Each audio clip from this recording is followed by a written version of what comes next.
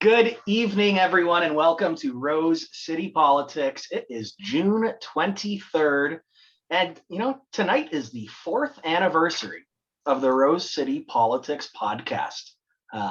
Pretty cool. I mean, it's astounding how quickly time goes by. I guess especially when a full year and a half of it was due to a global pandemic. It helps to shorten the actual length of it. But great to be here with it. Our regular panel tonight includes myself, John Lidke. We have Doug Sartori here as well. Doug, how are you doing? Ready to talk about some pretty interesting topics tonight. I understand we're going to spend a full hour on the Willisted AGM report, and I think that's what the people want to hear. So I'm excited about it. Yeah, absolutely. I mean, there's a lot of stuff that's going on in the city right now, but we wanted to make sure that we focused on the most important thing that was going on. So, of course, that Willisted Manor annual report. We know that you have been sending us your tweets about it. The DMs have been just, my inbox does not look the way it should. Let me tell you, a lot of requests for Willisted Manor reports, not what I want to see, but we'll get into that in a moment. We also have here Pat Papadakis. How are you doing, Pat? Coming to us muted, but that's okay. It's just a temporary little thing. I can keep talking. Some people prefer it that way. Folks glad to be here. Well, no one here on this panel prefers it that way, nor anyone listening to us. I can tell you that much as well. Our guest panelist tonight is Darcie Renaud. Darcie, how are you? I'm good. Thank you for having me again. Absolutely. I'm excited too. Friend of the show, you are an administrator in public health, a past political staffer for Liberal MPP Bruce Crozer, and in 2018, you took a shot at elected office, coming in a more than respectable second to incumbent Fred Francis in Ward 1. So great to have you back on the show. Really looking forward to hearing what you have to say about that Willisted Manor annual report. If you're listening right now and you're a Patreon subscriber, thank you. If not, head to patreon.com/Rose City Politics. We appear in print monthly in BizX magazine. We have a new column coming out. We are talking about what the top priorities should be for reform of council and administration policies moving forward post-COVID. Doug and I both submitted for that one. You're going to want to check that out. It'll also be at bizxmagazine.com. Be sure to please like, follow, share, and subscribe wherever you get your podcasts or anywhere on social media. And as always, we are broadcasting live during this pandemic as it is ongoing, and we are able to do so live on tape thanks to the kind support of LiUNA 625, Building Better Communities. So, Doug, let's just go straight to you. Willisted Manor Annual General Report. What was your takeaway from it? I was not prepared to keep the pretense up this long, John. That's how we get to the audience. Yeah, we're not going to actually be diving into the Willisted Manor annual report, but if that is what you want, let us know. We'll do a Patreon about it. I promise you that. So we'll move past the little bit more banter that I have here about that, and we'll get to the main topics tonight that we're going to be talking about.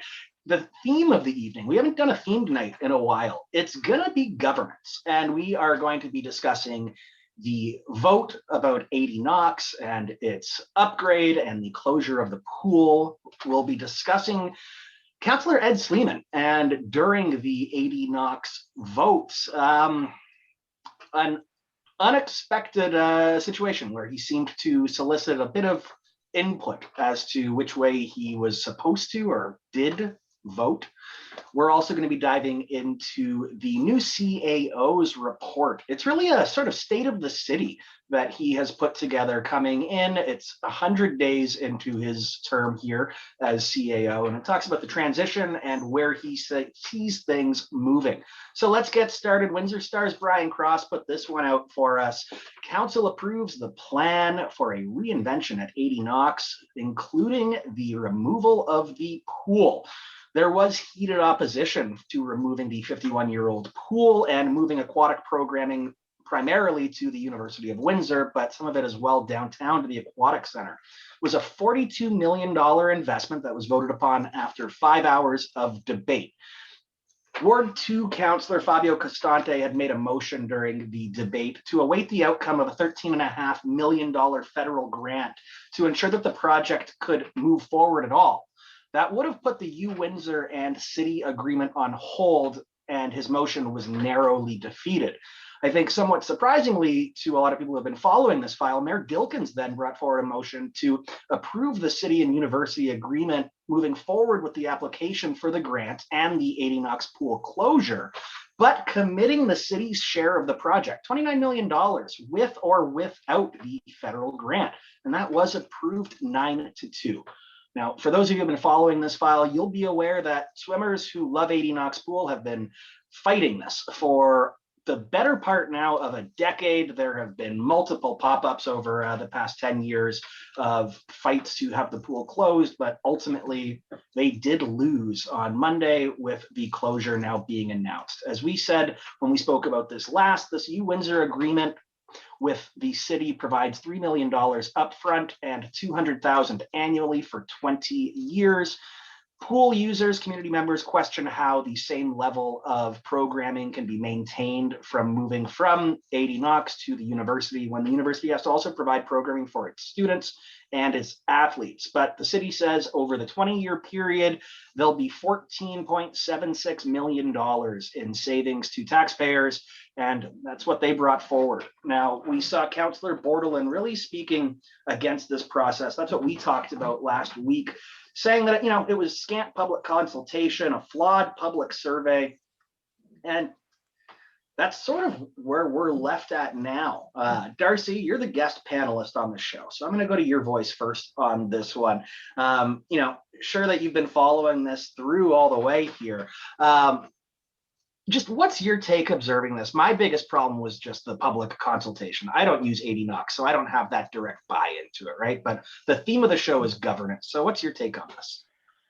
Oh, I have so many takes. I guess, so first for me. Hottest takes first. Okay, the hot take for me was, first of all, that throughout the meeting, this was being framed as like an either or. So either you get this giant investment in Adie Knox without the pool and with this agreement of the University of Windsor, or you get nothing, right? It was framed that way. And I don't think that's really how it needed to be framed. I think there was another option, which council actually presented in their options. And there was another option where the pool stays and the investment goes forward. It's just that the agreement with the university doesn't go forward.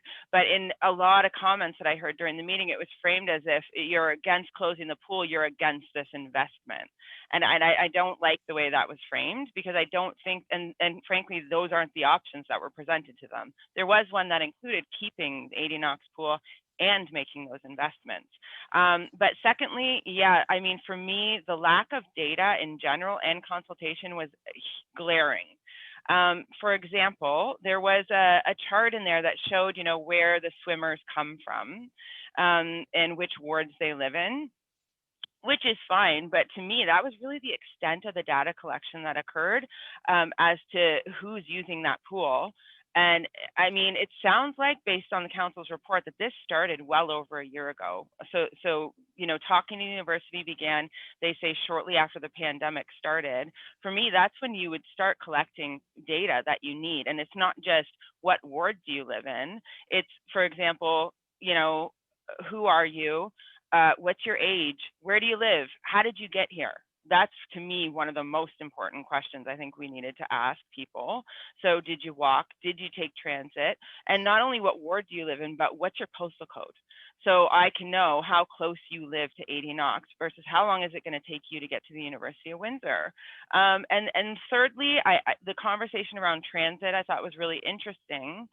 I think that sometimes I find councillors discount the difficulty in accessing transit for programs. So for example, if we knew that people using the children's swimming programs at Adie Knox walked to Adie Knox, but couldn't walk the extra 2 kilometers, which I know one said is only a 4-minute drive, but if you don't have a car, it's not 4 minutes away. So if we knew that a lot of people, for example, using that pool for swimming lessons walked there, do they have a transit pass? And I think they discount the difficulty of just accessing transit in general when you have small kids. So I have personally taken some transit with a small baby and a stroller and a toddler, and quite frankly, it's torture. As if you have to switch or do a transfer, it's even worse. And I think all that data just wasn't there. I don't know, are they already using transit to get to Adie Knox? So then fine, they could just take transit to get to the university. All that data is missing. And I think so there are probably people that won't be able to access or won't as easily be able to access the pool at the university, but I don't know for sure. So that the data piece is really missing. And then again, the fact that survey was up for, I don't know, was it 2 minutes? 5 or 6? 2 minutes. I thought maybe it was 5 days, but that is not enough time even to analyze the data in the survey, because I know it closed maybe a day before it was reported then to council. That's not enough time, especially to analyze the qualitative, like the open-ended answers in a survey. That is not enough time to provide proper analysis of a survey, or not enough time for enough people to even know it exists, then access it, research the issue, and then provide their feedback in a survey. So, I mean, to call it a consultation, you just can't. So for starters, those are the issues, I think, around this. Some hot takes there right off the top. I do find it so interesting, 14 months, 15 months of meaningful, real consultations with the University of Windsor. What will it take? How do we get there? What's the dollar amounts that you need? How many years will this be? And then, for the 5 to 6 days of public consultation, and you say the qualitative responses, how hard is it to, pickleball. Okay, we got 3 there. You go basketball. We got that. Oh, can we have a pool? Nope, we didn't even allow for people to say that one. So, I mean, it was obviously so well designed to just be rammed through as quickly as it was, because of, I guess, the framing with the grant application date. That was the looming deadline. And I had spoken with a couple councillors about this who said it's not written in stone. We could have applied for the grant, and there could have been things that we put into it to ensure that, if we didn't get the grant, we wouldn't lose the facilities, or we could apply for the grant on the basis of potentially doing A, B, and C, and then being able to whittle it down from there. There were ways to maneuver. Doug, let's bring your voice into this next, just because you're on the Zoom at the top left. Nothing against you, Pat. You're showing up bottom right on my screen, so it's just the way it's looking. Doug? You can adjust that, right, John? That's not set in stone. So on Adie Knox, I just want to pick up on the comments you folks are making about consultation. There's no question that the extremely rushed consultation, just to say you had one, is disappointing and not what you want to see from the city. And I think Councillor Bordelin had some good comments about that. We'll probably get to the debate later, but I was nodding along with his comments that this is what breeds mistrust. And I think tying it into kind of the theme of the show, the lack of trust in the motivations of city leadership is a big problem in our community. You see it in comment threads, you hear it on the street, and cynicism is everywhere, but I really truly believe that it is more prevalent here in Windsor. And I think that some of the choices that are made, like the choice to have such an abbreviated consultation, are some of the things that breed mistrust.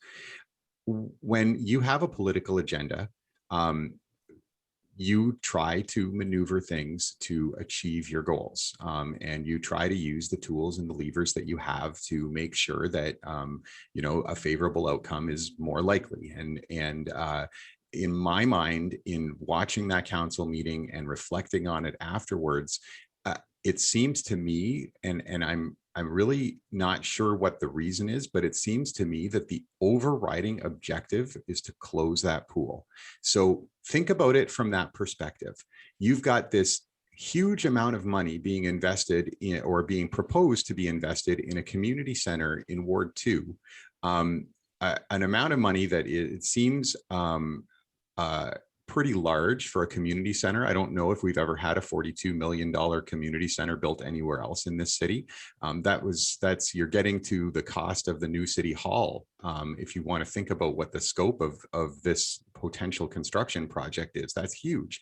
But I got to thinking about it and wondering if that level of investment was not intended to support the closure of the pool and to secure enthusiasm and support in Ward 2 and from the Ward 2 councillor in order to close the pool. And I just do not understand why closing Adie Knox is such a fixation. You know, there have been multiple votes on this over the years, and it keeps coming back. You know, since 2011, it keeps coming back and being put on the chopping block, and there has to be an intense effort from the community to preserve an amenity that they obviously care about. And I'm left scratching my head. I do not understand why. A lot of political capital and a lot of actual real capital is potentially being spent here. And the only thing that's going to be different is that the city is not going to have a pool at Adie Knox. And I just don't get it.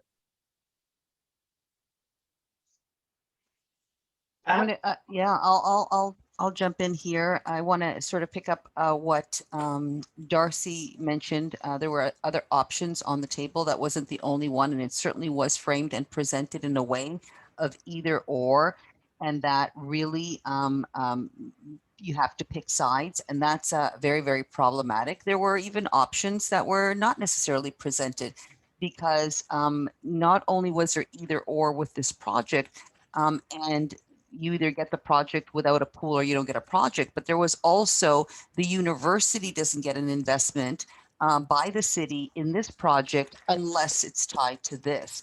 And that to me doesn't make a lot of sense either. In fact, I would go so far as to say that I agree with Doug. I think that there was some agenda here for many, many years to close down Adie Knox. We've seen the history of that, how many times they battled that.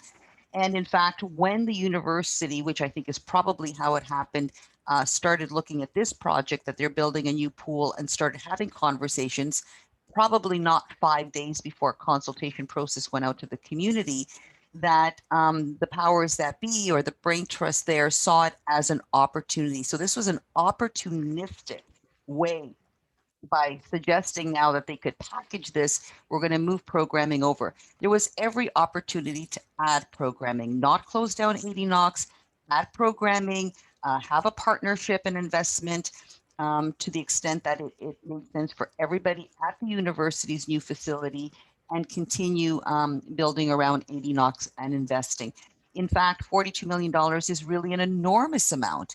And I think you're absolutely right, Doug. I think that there were specific motivations to divide. The fact that this was essentially a table drop in front of councillors who would not have known that this was going on. You can't tell me that the mayor or the mayor's office was not involved in those discussions with the university all that time, which will go back into that theme that Jon was talking about, which is governance. What is happening?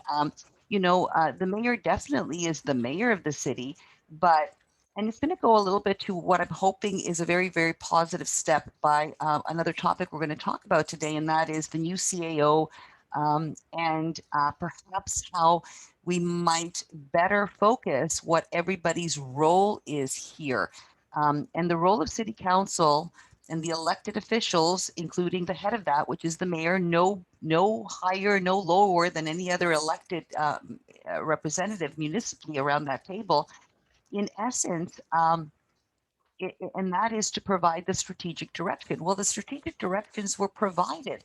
And in all that time you had, I'm going to go so far as to say, direct interference by the mayor to stick handle, to steer this project to land exactly where it was 2 minutes before grant deadline, either or. Fabio Constante, in your ward, are you really going to turn down a $42 million investment? Oh, and by the way, first reporter to get a reaction out of somebody is like the previous city councillor from Ward 2 who was defeated by Fabio. Coincidence? Maybe. Yeah, that was a good point there, Pat. I also found it pretty funny, though, that even the former city councillor, Councillor Elliott, his quote was, well, you can't win them all, but I guess overall, it's a pretty good investment. Even he wasn't fully on board. Now, I think that it should be reminded, it's not like the university was in dire straits, not being able to complete this aquatic center, their new sports complex. That was approved in 2016. It was a $73 million upgrade to campus amenities provided by a vote by 61% of students in favor of funding it through until like 2029 at $125 per semester. So for some reason here, the city really wanted to throw $5 million at the university for this project over the entire duration of the 20-year term plus the upfront cost. And, you know, I guess the question needs to be asked why. We know that the city says we're going to be saving $15 million over the course of 20 years. I guess that's the number value of what those constituents represented to the city to be able to go swimming. They weren't worth that amount that was being put out there. It's just, you know, I can't seem to get off though of the public consultation part. I wrote a little bit about it in the BizX column that's coming up, very much sort of along the same veins as what Councillor Borland was saying, in the sense of, and I've been seeing it on you know, social media threads, specifically in reference to what we're coming up to with Councillor Sleiman's vote, and we'll get to that. But just when nothing seems to change, and it's constant bad faith after bad faith after bad faith, this breeds that tuning out. People don't want to take part. And if that is the objective, which, I mean, seems like it, attrition through suppression, how do we expect to see better? That's an open-ended to any one of you three who wants to solve the problem. Yeah, I think I'll jump in first. I think that you raise a really good question, John, and I think it comes down to philosophical differences. I think that there are some around the council table who see their role as a conduit for the community to have a broad conversation and debate about issues and about allocation of resources. And there are others on council who don't agree with that. And I think that latter group that I'm talking about, I think more see the role of the electorate as essentially passing judgment on your judgment once every 4 years, and then we may pay lip service to consultation, but really what we want to do is do the business of the city and then let you judge us after 4 years. And I'm not saying that either of those is wrong or right. I know certainly which camp I personally would fall into, and I think that many around this table would fall into, but it's a difference in philosophy. And I think that it would be good to actually have that debate. It's one of the many, I think, hidden debates in this community. Like, what is the role of council? What is the role of the mayor? What is the role of residents? And what level of input should residents have into the running of their own city on a week-by-week basis? And I think we have, there's plenty of room to have a really robust debate on this, but we don't have it. Instead, we have these kind of, proxy debates and weird things that happen. Like, if you were a citizen tuning into council and watching that without having done any preparation or having read anything in the media beforehand or read the reports, that debate was incomprehensible. And I really want people to think about that. It was almost seemed like it was incomprehensible to some of the councillors around the table. The level of confusion around Councillor Costante's motion, I think kind of speaks to that. But there was no time to digest this. There was no time for people to get their heads around it. Even the councillors seemed, and I'm sure they all did their diligence and preparation, but even they seemed a bit confused by what was on the table and what the options were and what the actual debate was. And I don't think that any of that is good. And I think we should be having the conversations that we need to have and the debates that we need to have, rather than playing political games and trying to obscure what the disagreements or what the issues are. I would like to see them out in the open and more freely debated. I just want to follow up on something that Doug said, which I thought was really interesting on the nature of how some govern or how some see their role as elected officials. because we are talking about the political arm as opposed to the administrative one, and perhaps the relationship of those two things, which is hopefully going to take us into another discussion today.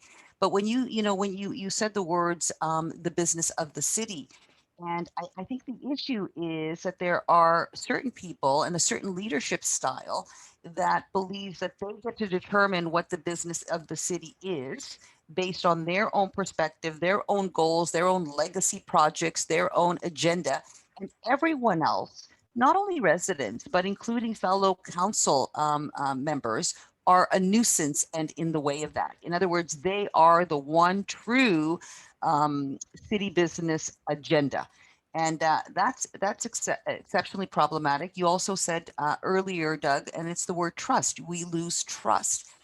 I think that we've all been through, debates where we can vigorously disagree and ultimately still walk away understanding that somebody was going to lose and somebody was going to win. And at least there was a respectful listening and we still respect each other at the end of the day. I find that there is a fundamental disrespect for fellow counselors around the table to drop it this way, to maneuver this way, who knows what in advance. You have to be a favorite or a pet. And this harkens back to some previous leadership. And so I think we're seeing the true continuation of a particular regime. I think the one true light might be the new CAO, and we'll get to that.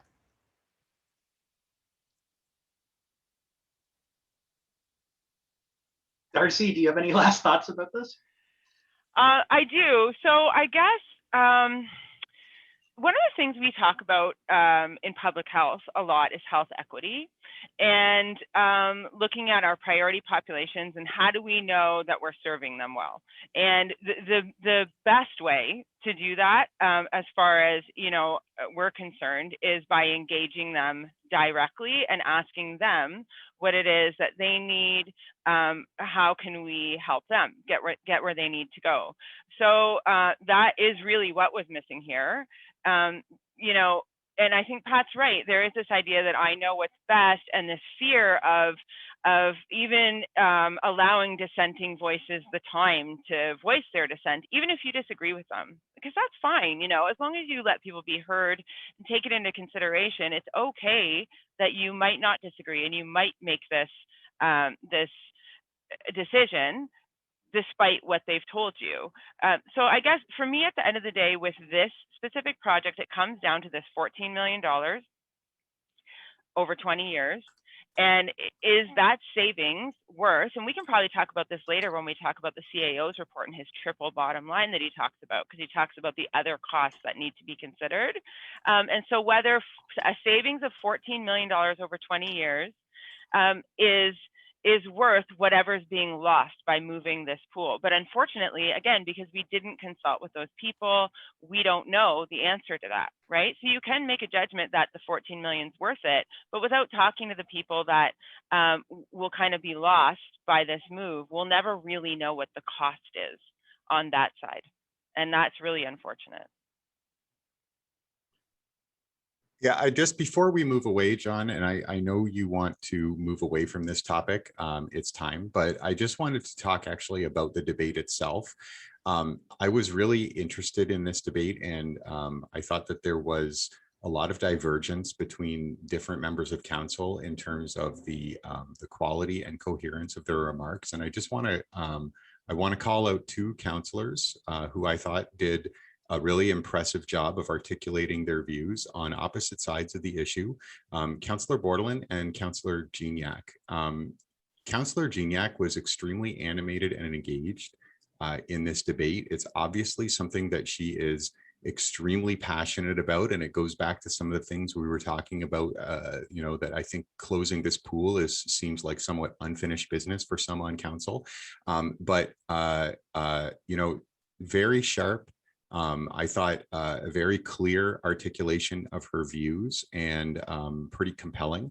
And then on the other side, and we've touched on it just slightly, Councillor Bordelon, took the opportunity in his remarks on this issue to, I think, to articulate not just his perspective on this issue, but to touch on some broader issues that we have talked about here, about the some of the issues with consultation and with respect for council and the role of council in the community. And you know, it's worth checking out, not just for the topic that I think you're about to get to, but also because I think there was some high quality debate there.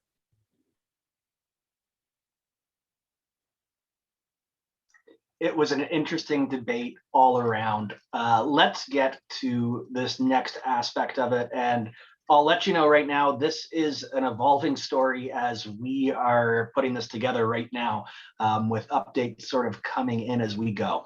So Councillor Sleiman last night at the Monday City Council meeting, he voted opposed on a motion, and he was caught on video and microphone turning to ask someone, seemingly ask someone off camera, support or oppose. I thought we were opposing the motion, said the councillor before the microphone being muted. Looking at the photo, at the live stream, the councillor appears to be in a room with a gray wall, a television mounted to the wall, an industrial fire alarm, and a very generic clock, just painting a picture of what you would be seeing. Again, we're talking here about this Adie Knox vote. You know, I think that what happened, it raised a couple questions. One is, was he asking for clarification about which way he already voted, or was he seeking clarification about which way he should have voted? Either way, what we're looking at, there's no arguing this. He cast a vote, and then he turned off camera and sought clarification from someone in a room with him who was not an elected official about said vote. We can all agree full stop that that is what's occurred. And I think that, you know, any questions that are surrounding that is really at the heart of this issue that we have here. It's all very quickly moving, and friend of the show, Melinda Monroe, as a result of this confusion, filed a Freedom of Information request after the councillors had voted on this. As I said, Councillor Sleiman very clearly said, I thought we were opposing the motion, before someone else seemingly muted his microphone. For those of you who pay attention to this show, I have been muted 3 times by myself today, and I've had to go and unmute myself. I wish I had someone here that could be doing the mutes for me. It would make it a lot easier, quite frankly. So Monroe is calling on the city to disclose the transcript and recording of what happened in the room with Councillor Sleiman, disclose the name and role of the person who, quote, allegedly instructed the councillor how to vote. I would say, you know, just who is in the room at the time, where was the room even?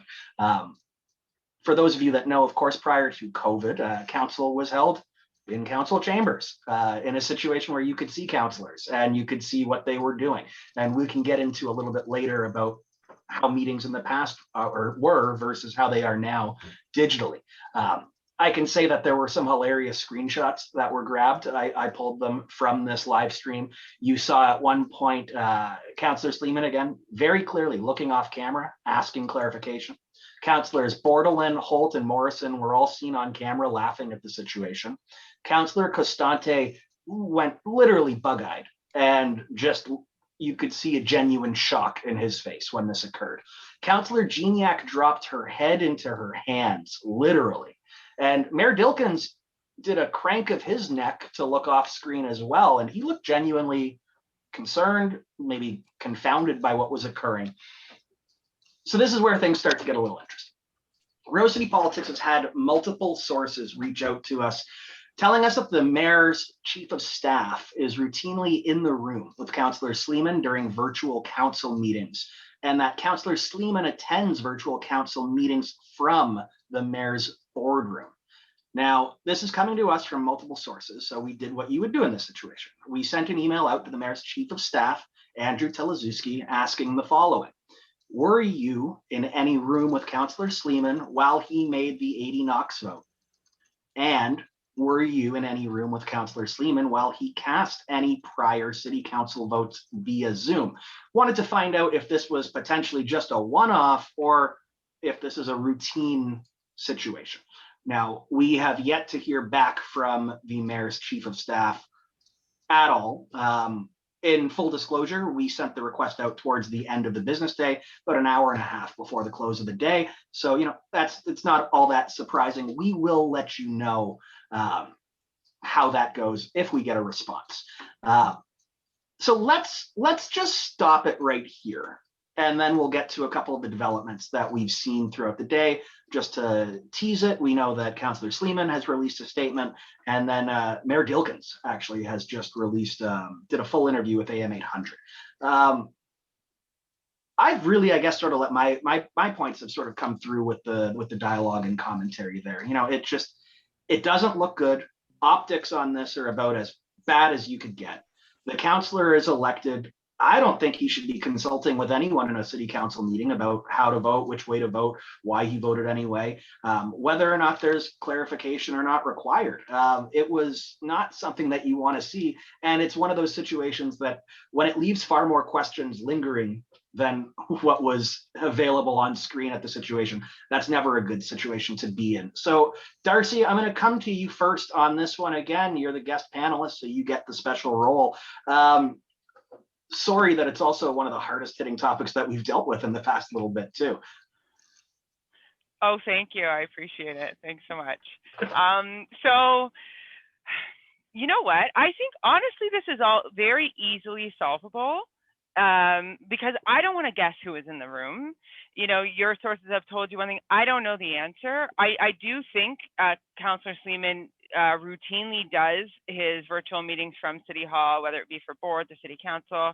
So, but I think this can all be easily solved if Councillor Sleiman just told us what was happening at that time. Like, I think that's easily explained, but also who is in the room, and this would all go away, right? So just as an update, and as John mentioned, the story develops as we're actually talking about it. And there is an AIM 800 interview that's just been posted. And it's interesting because John says, we sort of all saw it. We may not know who was there, but it was very clear to anybody who has seen the video or saw it live that was taken aback. Including all the city councillors. And you didn't mention Councillor Kieran McKenzie. I thought he had a really interesting reaction as well, John. And I thought his reaction was the most sympathetic. It was almost saddened. He was saddened by this, a very big mix of reactions. But here is, in addition to the mayor chiming in with calling anyone who questions the hard work of Councillor Sleiman, which I don't think is what's being questioned. Despicable, he calls those people. It says here in the final paragraph, in response to the FOI request for the name and role of the person who was allegedly in the room with Sleiman while he attended the meeting, Sleiman told AIM 800 News he attended the meeting from a boardroom at City Hall, so he confirms that. And when he was surprised by Councillor Geniak's vote, he made a comment to himself that was captured by the live stream recording. Now, he doesn't explicitly say that there was no one in the room with him, but he certainly, I think, implies when he says that he made the comment to himself that he was not actually speaking to someone else. I also think, no one has this. I think I'm going to pause so I can get rid of background noise, and I'll be right back. That was a really interesting update. I hadn't seen that when I had first put together the updates there. The fact that you have Councillor Sleiman confirming I was in a City Hall boardroom, so we have him in the scene specifically. I'll let Pat come back in now after the mute. All right. So,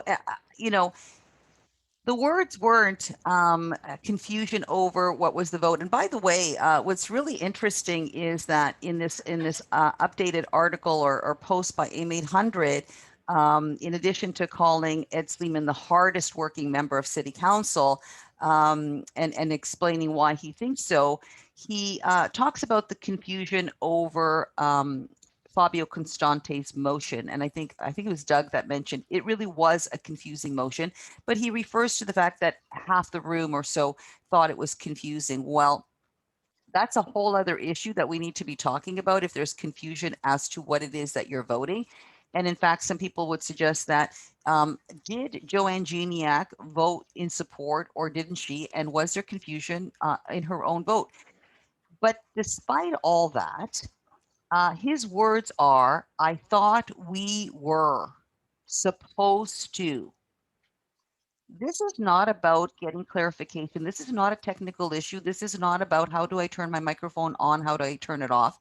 This is specifically talking about, and this is how it reads. And frankly, they're going to have to do a much better effort than play on the sympathies of a nice man who, he's a sympathetic person, but at the same time, he is an elected official. And frankly, that was a very close vote. His vote mattered.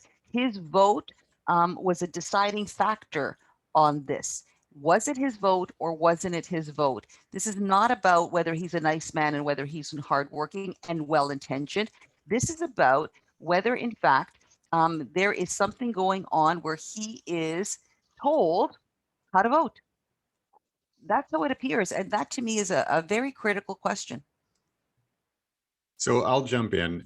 There are a couple things that I want to point out. Firstly, if you read back Councillor Sleiman's comments and you read back the mayor's comments, there are a number of issues that they seem to want to avoid. It's absurd on its face, with all due respect to Councillor Sleiman, to say that he was talking to himself. If you watch that council meeting, there are many times when he is muted, when his head turns and he is speaking. So unless he is in the habit of turning his head to speak to himself, I'm sorry, but I don't believe that to be true. The issue is who is in the room with Mr. Sleiman, Councillor Sleiman, and what is their role? If Councillor Sleiman needs assistance to navigate the technology, he would be far from the only person who needs help handling the technology of Zoom meetings. And that's not an age thing. That is not a capacity thing. There are lots of people who need assistance. But what strikes me about the comments that were made is by the mayor and by Councillor Sleiman is how hard they are working to deny or obfuscate whether there was someone else in the room and who it was. And if we're making assumptions here, we're talking a little bit about things based on what we see, but why would you not simply say who it was? There was, for example, a member of IT staff assists Mayor or assists Councillor Sleiman with the Zoom meetings, period, end of story. I would accept that. Why didn't they say it? Well, this goes to what I said at the outset there. This is a situation that's just leading to question after question after question after question. And it's going to be the kind of a story where you keep pulling at a thread at it. And how far do you want to go with this? I mean, as you said, Doug, Comms 101, this should have been an open shut case. The fact that it's a continually evolving story here, I'll bring in some of Councillor Sleiman's words, the statement that he released to AM 800 News. He says, as we've mentioned, there was a lot of confusion when it came time to the motions. When it came time to vote on Constante's motion, I was surprised that Geniac voted in support. I made the comment about the outcome of the vote because I was surprised. And then his comment, it gets very much into this same level of obfuscation that you were referencing, Doug. Quote, council meetings are a lot of work, and we always prepare by reading in advance and listening to constituents. We get emails from residents, both in favor and opposed. Often I will call on admin before the meeting for clarification about specifics in front of us. I will make up my mind after hearing from delegates and participating in debate with all members of council. Yeah, no one asked you that. Like, that has nothing to do with the situation that's at hand. And then he goes on to say that he wears a hearing aid. So we've got the I don't want to say the sympathy argument, but it comes to the crux of what the defense is at the outset here, right? You're all terrible people. Here's the easy logical answer to it. And then the mayor's interview that he does, in which he refers to anyone who questions this despicable. Now, this is a mayor, who has referred to people as riffraff and undesirable. So, we can add to his repertoire of how he views his constituents. He goes full Donald Trump advisor mode here. quote, Ed Sleiman is the hardest working member of city council. He's here before I get here in the morning and his car is here, but when I leave, just like, okay, that is a level that like just we're approaching dear leader almost territory with that one. The city's operations couldn't run without Councillor Sleiman here at City Hall. He turns on all the lights. The custodial staff wouldn't be able to get in without the hard work that he does. I mean, they're really building this up over the top here. He says, of course, you know, Dilkins says it's despicable. Some suggest Councillor Sleiman can't think for himself. Nobody said that. Who suggested that? Right. Like, how cynical do I have to be to let it enter my mind that the person who assisted Councillor Sleiman during that meeting also assisted him in writing his statement? I don't see it that cynical a question because, again, these are the types of questions that come from a poor comms strategy on this. I mean, there's continual questions that are going to be asked. I don't think it's cynical. If there's any doubt that this is the way that it went down, the way we've seen it and the way we observed it, so that we're not, think we're crazy in what we saw with our own eyes and understood it, take a look, as you mentioned, John, to all the other councillors and the mayor himself in the room. Not only do their faces suggest that that's exactly how it went down, their faces suggest whether it's laughter or whether it's sadness or whether it's Joanne Geniak's head going down.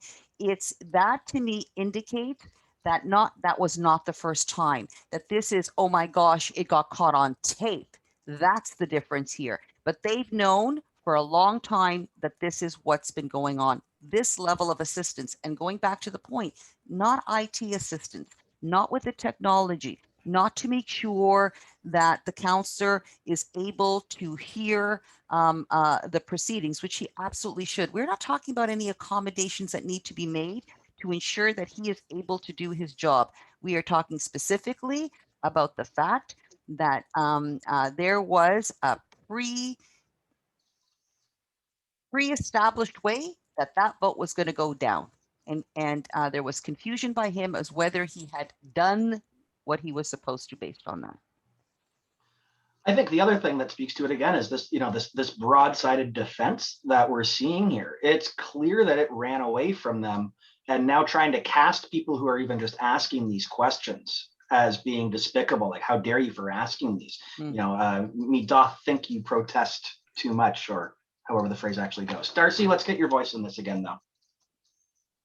I just maintain that the best communication strategy is just to be honest. And, I'm not saying that, listen, I'm not saying that he wasn't talking to himself, though, Doug, I watched the whole council meeting and I did see what you were talking about with the turning to the side and speaking to, I assumed, someone many, many times during the meeting.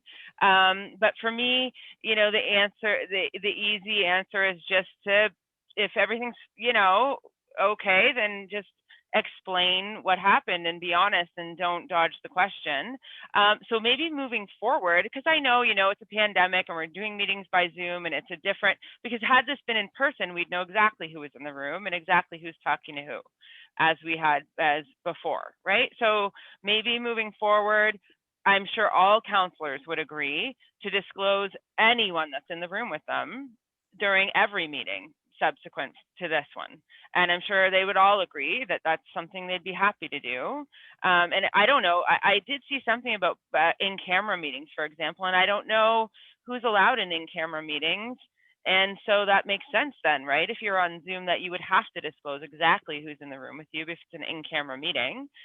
So at least moving forward, that should be a rule. And I think all councillors could get on board with saying either I'm alone in a room or I have an IT support person. And maybe the rule should be no one other than that, right? If you need assistance with IT, or which I even do, I can't get my microphone to work half the time.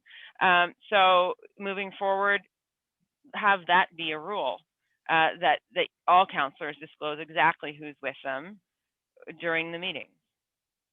Seems reasonable. And just picking up on John's point, look at the reaction. Councillor Sleiman's statement is, you'd expect that the councillor in question would would respond, and that's his statement. So we'll take that as what it is. But for Mayor Dilkens to pull the fire alarm here and go to, the folks questioning this are despicable, the full-throated defense and sort of statements about the work ethic and capacity of Councillor Sleiman, which no one brought into question. This is obviously a huge vulnerability in Mayor Dilkens' minds, a huge potential vulnerability. He's extremely concerned about it. He's pulled out all the stops. My suggestion to our friends in local media would be keep asking questions. I think this is a story that deserves a full and thorough job of reporting and investigating. And, if this podcast was able to get two pretty highly placed sources at City Hall to be able to confirm for us exactly who was in the room, it shouldn't be hard for you to do the same. Keep on this story. It's an important one. Right. I think that, so first of all, for those that are going to be watching on YouTube, I'm just going to make sure my background can be seen here now that I changed it. But, I don't want to go too far off topic, but the fact that we have learned through Mayor Dilkens that Ed Sleiman is the hardest working city councillor because he is there before the sun comes up and there past midnight, burning it on both ends of the candle, raises another issue for me. First of all, I think that there are a lot of hardworking councillors and councillors that working more than a part-time job. But and maybe it's because you're on the show, Darcie, and it actually reminds me of how difficult it is for certain people to choose to run, and to get elected at City Council, depending on where they are in the stage of their life. And when we take a look at, there's a reason why, if in fact Councillor Sleiman is doing that, and I'm going off topic right now, but if he in fact he is doing that. That is not too many people can do that because of where they are in their life. In other words, they can't have another full-time job because certainly city council pay does not allow you to raise a family. When you are a young person with a young family and you have childcare needs, it's really interesting to see what it is that we accommodate and what we don't. I just want to throw that out for some future discussion. I know that it's not what it is that we're talking about today, but it really bothers me that this now is going to become a debate on how hardworking Councillor Sleiman is. This was an embarrassing moment. It was an embarrassing moment for Councillor Sleiman, but I'm going to suggest to you that the embarrassment lies in the hands of the people who have actually allowed it, and in fact are probably creating the situation. Because who was it that was interested in making sure that he voted that way? Who told him to vote that way? I mean, this is certainly how it appears to me, and I'm just basing it on what I see, and I'm not going to bow down to, I don't believe my own eyes and perspective on this. So I think it's more embarrassing for them. It's been a year and a half of COVID and learning to be on virtual meetings, and there certainly have been way more embarrassing moments for certain politicians online. But this is another form of embarrassment because this goes to the heart of the democratic process, and unfortunately how well, regardless of how hardworking and well-meaning someone may be in terms of the independence of their vote on very, very critical issues that impact all of us in this community. We're going to move on. Are we moving on? Okay, yeah, we are. Okay, so we're going to move on. Well done. But I did, though, just want to agree with you, Pat, on that one. Councillor Sleiman is retired. He won his third term at the age of 74. He's turning 77 this year, not going into a conversation about his age and his capacity whatsoever, but simply the fact that he's retired. I mean, I think that our full-time councillor versus our part-time councillor roles really need to be discussed. My question is, if he actually is at City Hall from 8 till 7 every day, what's he doing? Like, Like, what could he actually be doing there for that long of a time, working 13.5-hour days for a job that's only supposed to be 20 hours a week, which of course we know is far more than that. But, it's definitely a long after show topic that we should get to at some point. The role of counselors, the fact that it's part-time, not full-time. I'd love a full-time counselor, quite frankly. Imagine full-time representation. Wow, what a crazy idea. But we will get on to our last topic tonight. The CAO, new CAO, Jason Reynar, has put forward a report, Current Organizational State of the Corporation of the City of Windsor. This is citywide. Without going too deep into it, as I said at the top of the show, he had 100 days to come forward with two objectives. One was to ensure a smooth transition from the former CAO, Honorio Colucci, OC, to Jason Reynar, and to do a listening tour, sort of a state of the city.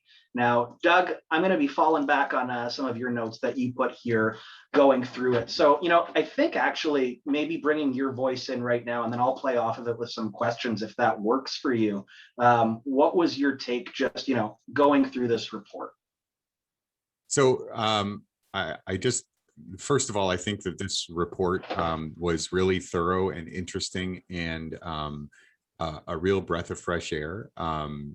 It was, I was really impressed when I was reading it. I thought that CAO Reynar had made some astute observations about where some potential strengths, weaknesses, opportunities, and threats exist in the city administration. I felt that, unlike many times before when we see or hear from people in administration, I did not feel that Mr. Reynar was pulling his punches or playing political games in terms of saying the things that he thought would please his political masters. I think that this is a professional and thorough analysis of the state of the city with tons of good opportunities for improvement in it. And I know when I got to say this, when Reynar was hired, and we had a little fun with that on the show. There was, the TED Talk, the Bitcoin tax stuff, and we had a little bit of fun with it, myself included.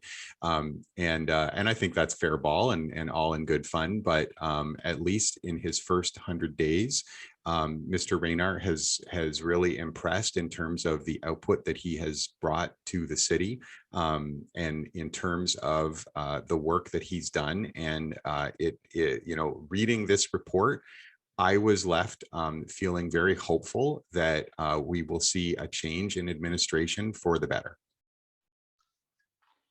It's really thorough. I mean, I know that we've spoken a lot about Windsor Works and what the overarching goals of it have been, but this report as well, it really talks about setting, that 20-year strategy, sort of a reorientation, and let's figure out where we're at now.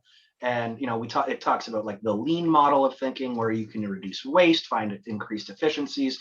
We'll be going into the Six Sigma side of it as well. A lot of the same overarching concepts, really getting into that nerdy stuff for those of you who love following the show here. But I spoke with a couple counselors, as I said, for that BizX piece, and the biggest takeaway from that Windsor Works report, and I think that it fits into the same vein here, is we've got these roadmaps.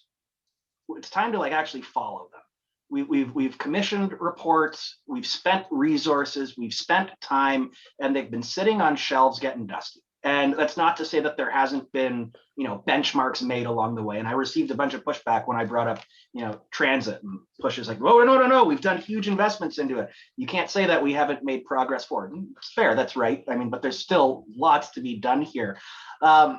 Pat, I want to bring your voice in right now, just in terms of this report before we get Darcie, and then I'm going to let you just go full on into this, Darcie. Was there anything that you see here, Pat, just going through it briefly, that stood out like it might be a problem? I mean,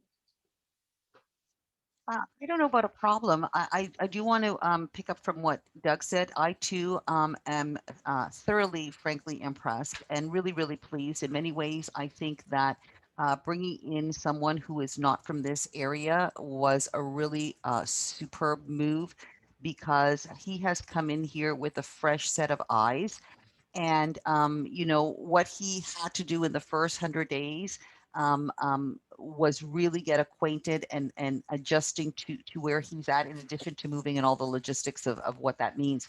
And I think he's managed it exceptionally well. I personally have been on several meetings. He was part of the presentations last week, the panel discussions and the community consultations, which were way more extensive than whatever happened in Adie Knox or for Adie Knox Pool. That was put on by the Center for Urban the Canadian Urban Institute and supported by the Center for City Center for Cities, etc. And a lot of us were partook in that. He was there, and that's really, really telling. He's participated and met a lot of people in the community, and I think that his report, which is not comprehensive but very high level, which it ought to be, really sets out a lot of really key and important areas on the type of leader that he's going to be. I found it really interesting that first of all, that there's going to be some assistance to council, that he's looking at bringing in an expert to assist and train and professionally develop on board governance. I think this is critical and very, very important. I think that he might get pushback. You mentioned, John, where might there be an issue? I think that there might be an issue with councillors who we've never done it that way, or we've always done it this way. And frankly, I don't need that. But it's really, really interesting that he actually articulated sort of some of the things that will be the objectives of this. And we should all be professionally developing, including elected officials. And some of those topics of discussions are going to include being able to prioritize, how to be strategic and focused in their decision making, how to manage ideological differences. And boy, I mean, we can just do like an RCP poll on who we think, can really benefit from that kind of training. Creating a culture of risk tolerance and innovation. Wow, risk tolerance. So I'm going to stop there. I'm going to mention the last point, but that is getting the most out of professional staff, among other things. But I'm going to go back to this idea. He seems to think that we have been too risk averse, both in the way that we have budgeted our many, many years of fiscal prudence on holding the line and the corresponding effect that that has had on services and core services of what the city is supposed to do. His articulation is very, very important on the difference between what is council and what is administration and who leads which one, if you will. And the one is about the what and the other one is about the how. And he has sent a clear message that the how under his leadership is not going to be as risk adverse. Now, this is not about putting us in harm's way for liability. And I am sure that there is going to be due diligence. But I think what he's basically saying is that the red tape, which is also in there, has immobilized us in many ways from moving forward, because one department doesn't want to take responsibility and the other one is going to raise the issue and I'll give you a very, very quick example. Last year, and now I'm speaking a little bit wearing my my sort of inside baseball knowledge as a member of the Downtown Windsor BIA board. And last year, things happened very quickly to allow those patios to open up, and everybody was on board, and everything went very, very well. And in fact, everybody has been saying we need more of that. This is exactly what we need. Let the businesses go out into the patio. That's what we need in all these commercial districts, et cetera. This year was a bit of a different experience for many of our businesses downtown. A lot more visits, a lot more you needed this, you needed that. And this is not to say that administration shouldn't be doing those things, but there seems to be going back into the old ways, and hopefully that's going to get curbed right now, in the sense of we don't move forward because we're caught in some red tape. Here's a really good example. the BIA and the city partnered to put up flower beds on the patios. I don't know if you saw that in the news. A lot of people loved them. You know, a lot of people, typical winter in the common cards, the flowers aren't going to do it. You know, you got the whole range of community input, right? Right on your comment section of social media. But that was a really wonderful discussion between one department of the city, right? Horticulture and all of that, and the BIA.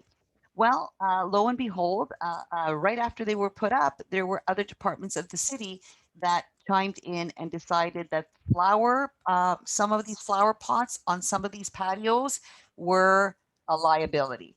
Traffic, they were going to lead to accidents. Police had an issue, fire department had an issue, etc. And these are different departments that are not speaking to each other. And so anyway, it got resolved, and I don't want to speak negatively about city departments, because overall they have been really good and helpful. But these are the types of things where suddenly, you know, people invest, businesses invest, residents invest, whatever it is in your community. And suddenly you're caught up in red tape that is completely unnecessary. And that's just one example that, without saying so, I'm reading between the lines, and I think he wants to streamline processes, not about check boxing, right? Have we done this to about risk, reducing risk, but what is the goal, and how can we all work together to make that happen if that's what we want to make happen? And that is a completely different shift in thinking. And I hope, frankly, that he is allowed, the wind, so that he can take flight with that type of thinking, because I think it's something that we really, really need. And I hope he's not clipped in some way before he has a chance to get started. So I'm in his corner. Thanks for that, Pat. Let's bring you in, Darcie. Well, I'm going to go full nerd on you. First, I will say, though, when you asked Pat what the problems might be, I agree when you said there might be some resistance to change as far as council goes, but probably also just within the bureaucracy in general, like to implement these kinds of changes, it's going to be difficult and take some time. So I hope we give him that time. But I think Doug mentioned to me yesterday that we were going to talk about this, so I went and read it, and I think I messaged him about 3 pages in, and now I'm calling it the 13 pages that made my heart sing. I just loved this report. This is exactly what the city needs. It's what's missing, we have this 20-year vision, but what's really been missing is a real strategic plan that's shorter term than that. Like, that's great, you have a 20-year vision, but you need a strategic plan that's 3 or 4 years that includes measures and goals that talk about how you're going to get, where you need to be in those 20 years, so that you stay hyper focused and laser focused on what your goals are. And we don't see that at even council meetings. Like, how does this plan or what we're talking about relate to our strategic plan or our strategic priorities or goals? And I think a well-managed city focuses on those and looks at every decision that they make and how it relates to those and how it lends itself towards achieving the goals you've set out for yourself. And he talked about also some measures like happiness scores or quality of life scores, and looking at those in cities. There's one, I think it's called Saanich, British Columbia, which implemented a strategic plan, I think it was maybe six or 7 years ago, where they measured things like that to determine whether they were making progress on quality of life for residents in their city. They asked them, going back to community consultations, they asked the entire city, every other year, to score their quality of life and how well the city's doing on achieving the goals that they all decided were important together. And then they publish those and score themselves on how well they're doing. And to get even nerdier on you, when he starts talking about the pre-existence of an Office of Continuous Quality Improvement, the fact that existed is great. I can't believe it doesn't exist anymore, because that's absolutely essential. And then applying principles like Lean Six Sigma, because there's no doubt in my mind that there are processes that happen at City Hall that could really benefit by implementing some of this to as I think he said, to provide better services for the same or lower costs. And I'm really surprised those processes haven't already been going on all the time within the city to look at how everything is done, even at a granular level. At least, you know, in each department, maybe one project a year. And it sounds like that's where they're going. And I think it's amazing. And again, I hope that he's not prevented from doing his job, or that the expectations aren't too high, because it's like turning a ship. So it will take some time, but I love where this is going. Yeah, I just want to pick up and identify a few things that I liked in the report that haven't been mentioned yet. In the opportunities section of the SWOT analysis, the proposal for multi-year tax increases, so that there is some predictability and in what the revenue of the city will be over time. An improved budget process, which it's not in the report, but in the discussion, in the questions from councillors, it kind of came out that where he'd like to go is multi-year budgeting for the city, which I think is a really interesting and good idea, and a good way to both make the process more professional and take a little bit of the day-by-day politics out of it.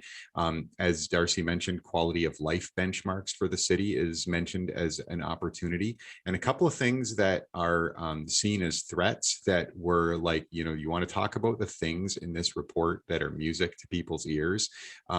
The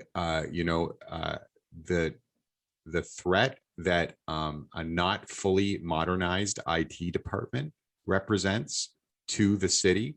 I think we all can pick instances where we see that the city falls short on its information technology and its communication to the public with information technology. So I think that's terrific. And something I thought was really interesting, the statement that Windsor economically has an over-reliance on a generally declining manufacturing sector. Talk about having the guts to go after the stuff that people don't want to talk about. Making the statement that the manufacturing sector is in general decline globally as a source of economic growth is not a contentious statement, but it can be in Windsor. And, you know, I think that diversifying our economy is one of the things that many people agree that we have to do. But when the political heat gets a little too hot, we tend to pull back from the brink of actually talking about how much of a risk the decline of manufacturing as a source of economic growth is. We don't tend to explore that fully. In fact, sometimes we even devote our economic development efforts towards doubling down on our investment in manufacturing. So I thought that was all really refreshing. And you know, I just echo everyone else's statements. I think it's a great start, and let's see where this new leadership takes us next. I was so surprised, Doug, to see that over-reliance on a, quote, generally declining manufacturing sector. As you said, it's not a controversial statement to be said, generally speaking. In Windsor, a highly inflammatory statement to be making. I picture Grandpa Simpson walking into Moe's Bar in the revolving door gif, just walking in, and the new CAO makes that statement and then goes, well, I made my peace. I guess I've been fired. I'll try and go find a new municipality to go shack up with. But no, I mean, really great to see just this honest type of assessment that came out of there. And I guess the input that I have on this, and we've gone really long here, and I know that we want to get for your consideration, which will add a bit of time though still. You know, since the last recession in 2008, like, it really feels like it's been a game of, you know, political brinksmanship with the continual holding the line on taxes, but sewer surcharge increases, and, you know, just like a big shadow game, don't look at the wizard behind the curtain kind of thing.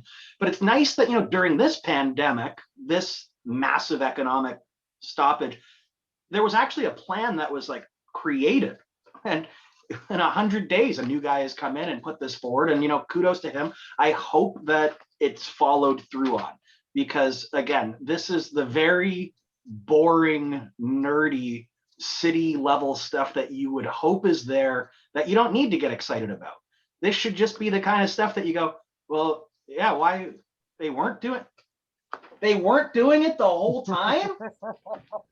Which is not to say, of course, that OC wasn't doing a great job as CAO, but you know, different priorities, different politics, different leadership styles, and we're seeing that now. That's about all I've got to say on this topic. So I'll let you guys chime in around the board if there's anything left to be said. I'm seeing no's. I'm going to say this. The only thing Trust Pat. I'm just going to say you can always trust Pat to have one last comment. I love it. There you go. And I will say this. The irony, I think, in some ways, is that because we are talking about now the head of administration. And I think that there has often been confusion when people think of the city, they think of city council and administration, sort of city council telling administration what to do. And I do think that there's going to be hopefully a better understanding of how municipalities are run and what is the political arm and what is the administrative arm. So I do think that there seems to a sense here that we need to clarify these roles if we're going to be effective, and for that reason. And the point that I'm trying to make is the irony, and I don't know what Mayor Dilkins's plans are, whether he plans to run again, whether he would be elected and all of that. But I do know that his certainly the political arm of leadership of the city, as he was a city councillor in the previous administration and now what has been under his political regime of a city, has focused in many ways on legacy projects and big moves that involved lands and movements of hospitals and aquatic centers and city halls and closing down or moving pools or, building city, big legacy type of projects that I think is part of his actual, what he sees as the definition of his success. And to me, the irony is going to be that under his watch, if he was the one who, under his leadership, if you will, under his mayoralship, brought in a new era of city administration that is aligned towards improving the way the city is run in the real sense. Not the political side, but the day-to-day slugging it out and how to do it and how to be transparent, how to be accountable and how to be responsible and prioritizing. And I agree. I like the way that Darcie framed it. It's going to move the ship, and it's going to take time, and it's going to need support. But if that is what is going to happen, then that is, and he may never claim it, because it's not a building and it's not phallic or whatever the hell goes on there. But it will be probably the most significant thing that this mayor has done is to oversee this transition into a new administration. I'll give you that. We can say that we're moving from the City of Windsor, brought to you by the Windsor Family Credit Union times, to what appears to be a new era of city politics, not your legacy projects and your mega buildings. We will go, though, from here into our last segment of the evening for your consideration, and we have Doug up first. Thanks, John. So tonight I want to talk about Essex MP Chris Lewis and the recent vote on Bill C6, which was a bill to criminalize conversion therapy as imposed on children or on adults against their will. That's what the bill was for. It passed. Mr. Lewis was one of 63 conservatives who opposed it. But what I wanted to highlight for our listeners was that this is an issue that Mr. Lewis cares about. He was part of the committee that worked on this bill. And so he was part of the conservative team that was working to delay this bill as long as possible. Not only that, but Mr. Lewis also brought forward a petition in June of 2021 about this bill presenting a petition that essentially, if you want to take a look at it, we can share the link perhaps on our social media. But essentially, the petition kind of All Lives Matters, conversion therapy, and Bill C6. And in my view, sought to obfuscate what the issue is and what the very real risk and danger is to Canadian children who may have this so-called therapy imposed upon them. And so I just wanted to call that out. You know, some folks might think that Mr. Lewis was you know, simply one of 63, but this is an important issue to him. And so I want to leave you with this thought. What other issue in Windsor, Essex has Mr. Lewis expended this much time and energy on for your consideration? Thank you for that, Doug. Appreciate it. Pat, let's bring you in. What's your consideration? I know we've gone over, and I'm going to try and keep my comments brief. I do know that this issue is probably one that we're going to revisit because it will eventually go to City Council, and we'll have opportunity in the future to talk about it on the show.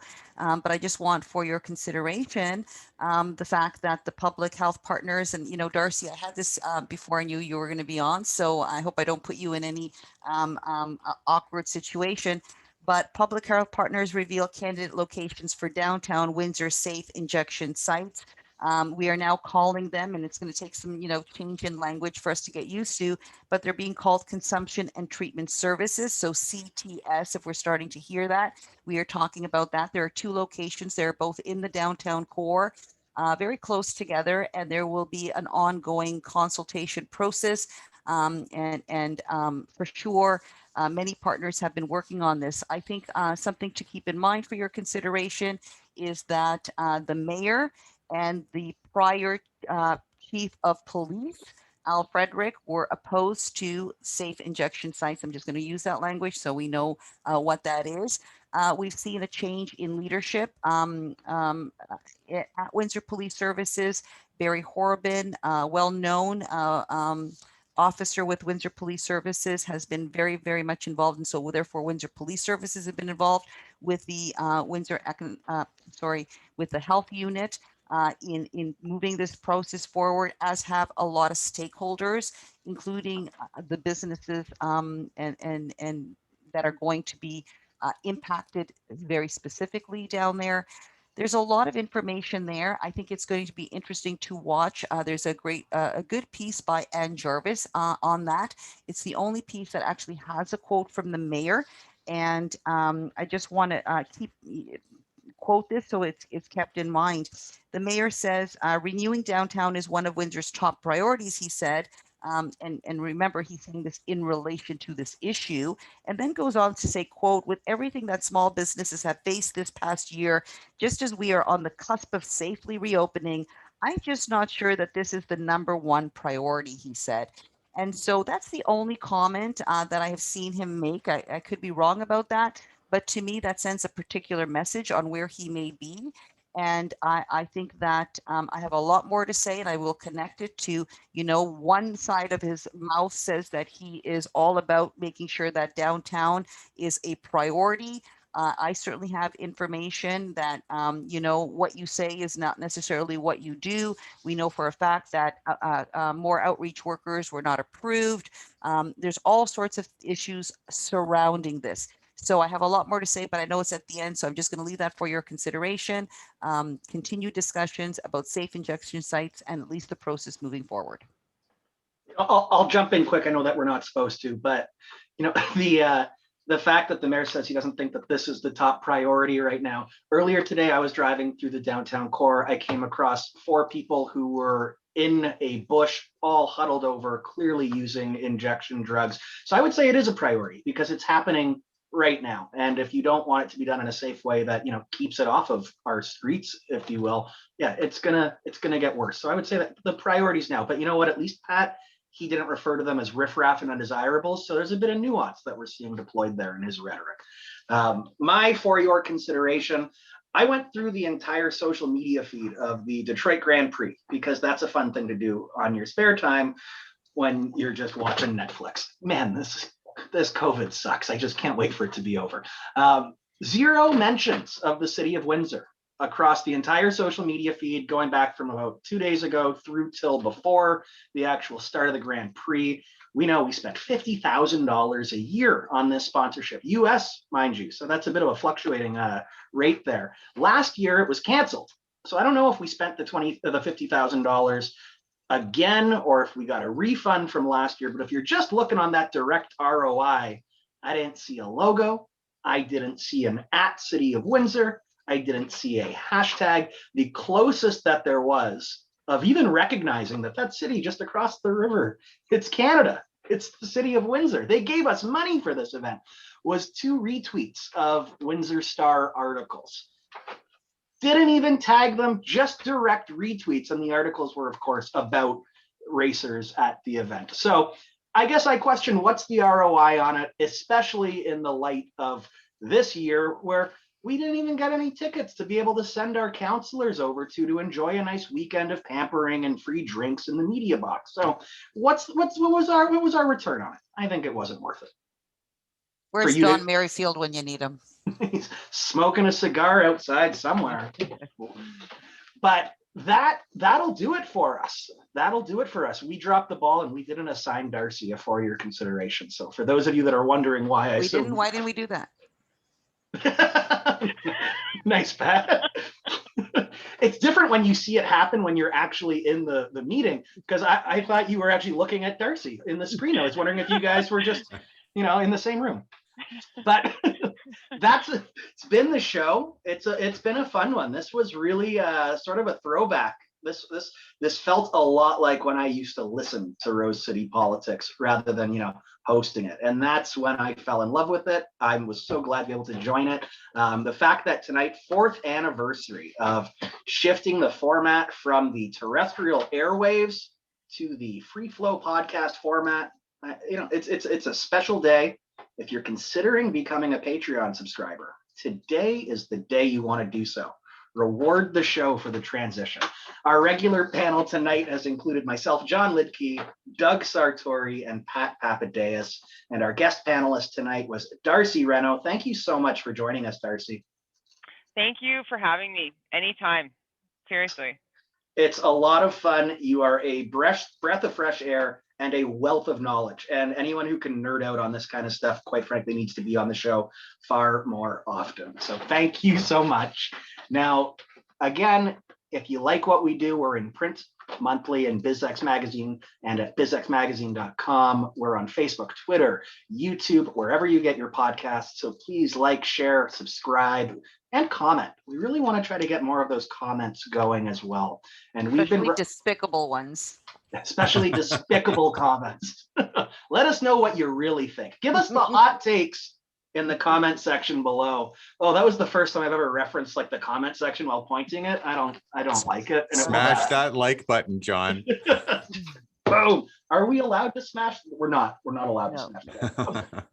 We broadcast live on tape, and that has been with the kind support of Luna 625, building better communities.